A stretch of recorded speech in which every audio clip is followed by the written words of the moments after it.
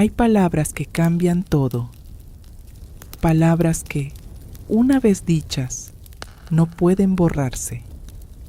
Y ese día, bajo el sol brillante de Judea, Jesús pronunció las más pesadas que jamás salieron de su boca. Jesús había estado hablando con autoridad, sanando enfermos, liberando a personas atormentadas. La gente lo seguía porque en él veían algo que nunca habían visto antes: poder real, amor verdadero, esperanza que no mentía. Hay un pecado que no tiene perdón. Las palabras quedaron suspendidas en el aire. La gente se miró entre sí, confundida. ¿Cómo podía ser eso posible? Este era el mismo hombre que había perdonado a prostitutas, a traidores, a cobradores de impuestos corruptos. Ese día, Jesús llamó a ese pecado blasfemia contra el Espíritu Santo. Y la forma en que lo dijo dejó claro que era serio. No era una amenaza vacía ni una exageración para asustar a la gente. Era una advertencia real, una línea invisible que, si alguien la cruzaba, ya no había vuelta atrás. Pero ¿qué significaba exactamente?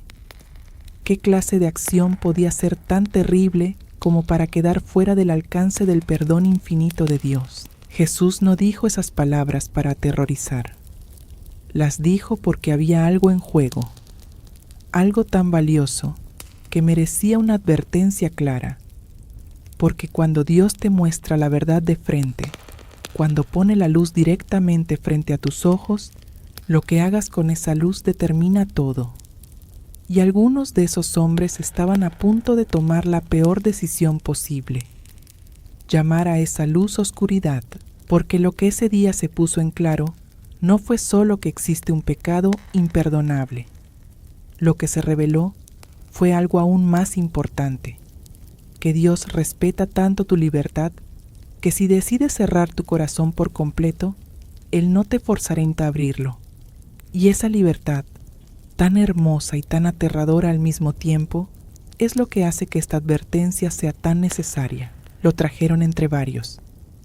Un hombre que no podía ver, que no podía hablar, atrapado en un silencio oscuro que nadie podía explicar. Algo dentro de él estaba roto, algo más profundo que sus ojos o su lengua. La gente decía que estaba poseído por un demonio, y al verlo era difícil dudarlo. Sus movimientos eran torpes, su rostro mostraba confusión, y parecía vivir en un mundo separado del resto. Cuando lo pusieron frente a Jesús, la multitud contuvo la respiración. Habían visto milagros antes, pero este caso era diferente. No se trataba solo de una enfermedad física. Había algo más oscuro detrás de todo. Los que lo conocían sabían que ese hombre había pasado años así, perdido en esa prisión invisible. Y ahora, frente al sanador de Galilea, tal vez había una oportunidad. La multitud estalló en asombro. Algunos gritaban de alegría, otros simplemente lloraban. Era imposible negar lo que acababa de suceder. Un hombre que había estado atrapado en tinieblas ahora estaba libre, completamente libre. Y todo había sucedido en un instante, con una simple palabra de Jesús. La pregunta en la mente de todos era obvia: ¿quién puede hacer algo así? Pero no todos celebraban. Entre la multitud, un grupo de fariseos observaba con rostros serios, casi endurecidos. Ellos también habían visto el milagro. No podían negarlo. Pero en lugar de maravillarse, en lugar de reconocer que algo divino acababa de ocurrir, comenzaron a buscar explicaciones alternativas. Porque aceptar que Jesús tenía ese poder significaba aceptar quién era realmente. Y eso, para ellos, era inaceptable. Entonces dijeron algo que cambiaría todo. Con voces lo suficientemente altas como para que otros escucharan, declararon: «Este hombre expulsa demonios por el poder de Beelzebú, el príncipe de los demonios. Era una acusación calculada, diseñada para sembrar duda. Si podían convencer a la gente de que el poder de Jesús venía del diablo, entonces podían desacreditarlo sin tener que negar el milagro. Jesús los escuchó, y en ese momento su expresión cambió. No era enojo lo que mostraba su rostro, sino algo más profundo, tristeza mezclada con firmeza, porque lo que esos hombres acababan de hacer no era un simple insulto, era algo mucho más peligroso. Habían visto la obra perfecta del Espíritu Santo, la luz más pura que existe, y habían decidido llamarla oscuridad. Todo pecado y blasfemia serán perdonados a los hombres, pero la blasfemia contra el Espíritu no será perdonada, ni en este tiempo ni en el venidero. El silencio que siguió fue absoluto. Nadie se movió, porque todos entendieron que algo muy serio acababa de ser dicho. Jesús, el hombre que había perdonado a tantos, que había mostrado misericordia infinita, ahora hablaba de un límite. Los fariseos se quedaron callados. Algunos miraron al suelo, otros cruzaron los brazos, endureciendo aún más sus posturas. Pero en el fondo, algo en ellos sabía que habían cruzado una línea peligrosa, no porque Dios hubiera dejado de amarlos, sino porque ellos habían elegido cerrar sus ojos frente a la luz más brillante que jamás verían. Y cuando cierras los ojos deliberadamente ante la verdad, cuando llamas al bien mal y al mal bien, algo dentro de ti comienza a morir. Eso es, en esencia, el pecado imperdonable.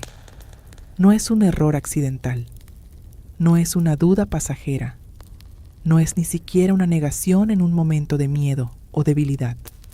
Es algo mucho más deliberado, mucho más profundo. Es cuando una persona ve la obra perfecta de Dios manifestándose frente a sus ojos y elige, conscientemente, llamarla obra del mal.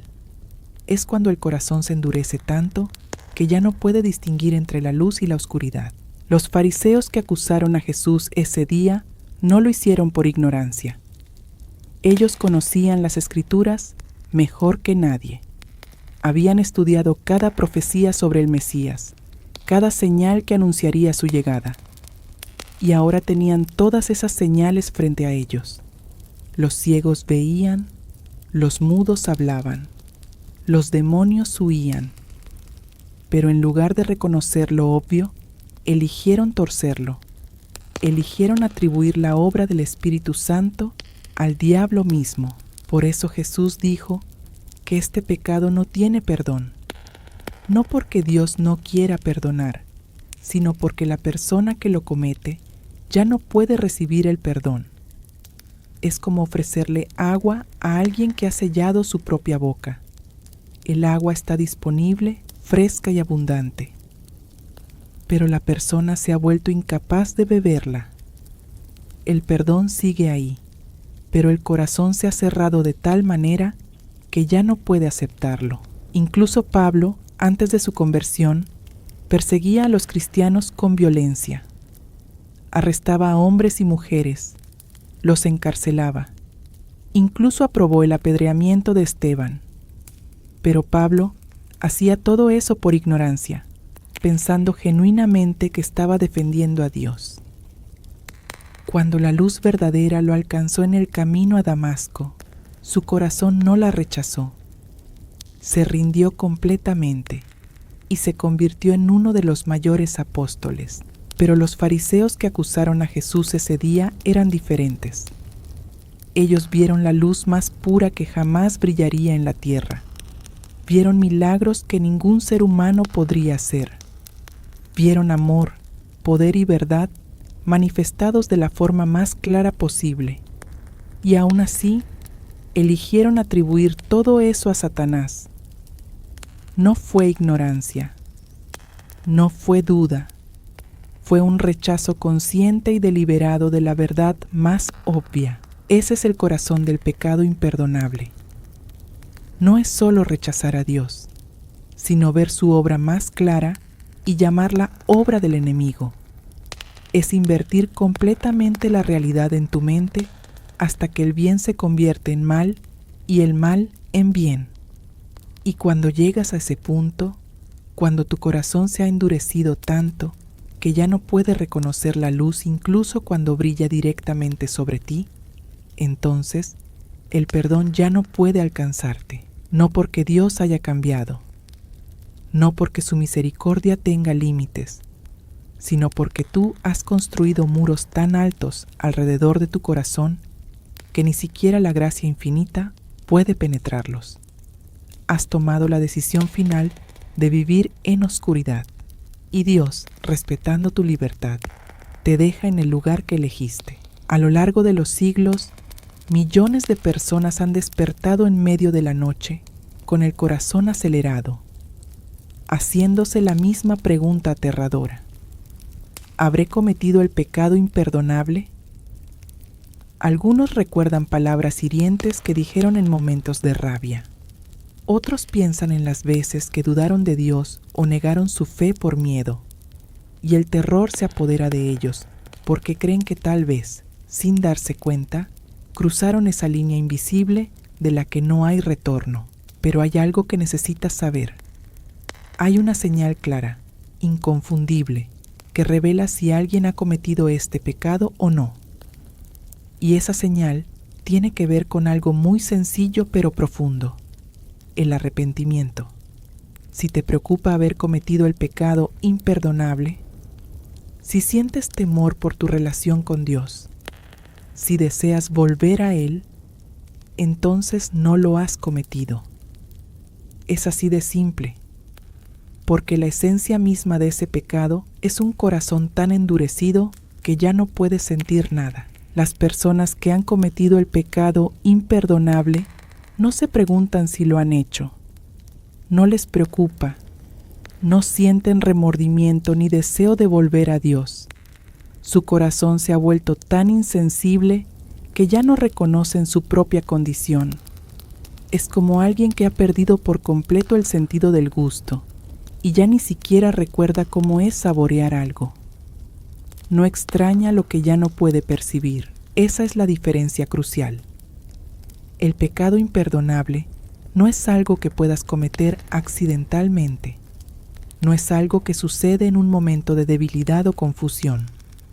Es el resultado de un proceso largo y deliberado de endurecer tu corazón, rechazo tras rechazo, hasta que finalmente llegas a un punto donde la luz de Dios brilla frente a ti y la llamas oscuridad. Y cuando llegas ahí, ya no te importa, ya no sientes nada. Por eso, si estás leyendo esto y te preocupan haber cometido ese pecado, déjame decirte algo con total claridad: no lo has hecho. Tu preocupación misma es la evidencia de que tu corazón todavía está vivo, todavía está sensible, todavía puede responder a Dios. Las personas que han cruzado esa línea no buscan respuestas sobre el perdón. No les interesa. No sienten la necesidad de volver porque ya no reconocen que se han ido. Esa es la clave. No importa cuán lejos hayas ido. No importa qué tan grave hayan sido tus errores.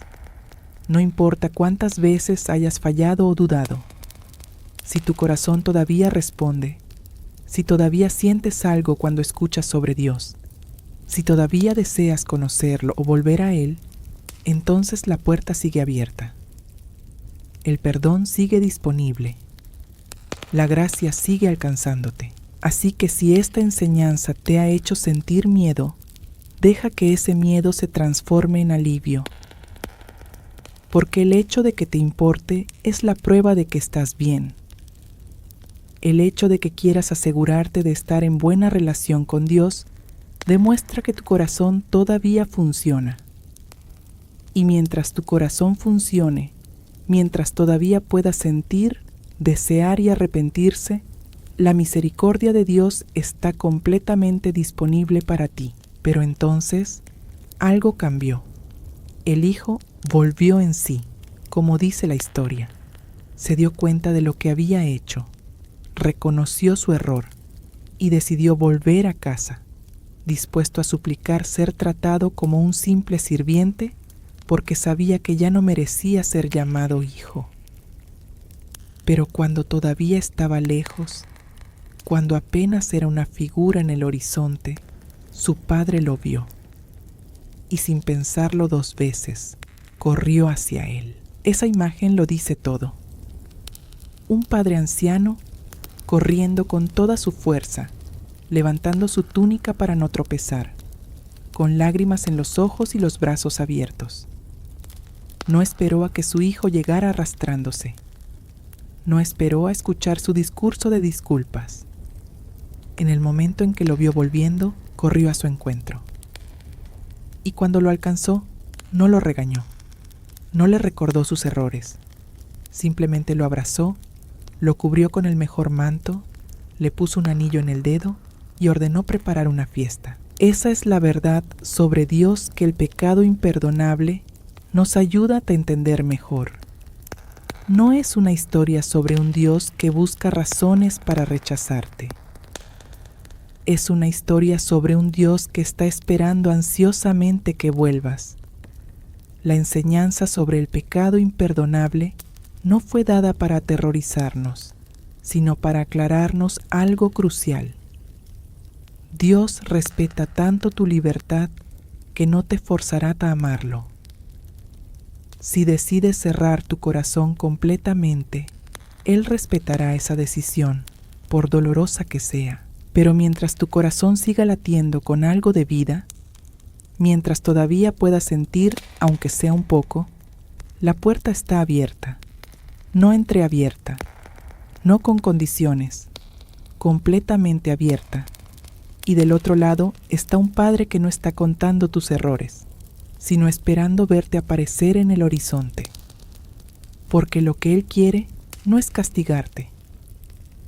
Lo que Él quiere es tenerte de vuelta. Esta verdad cambia todo.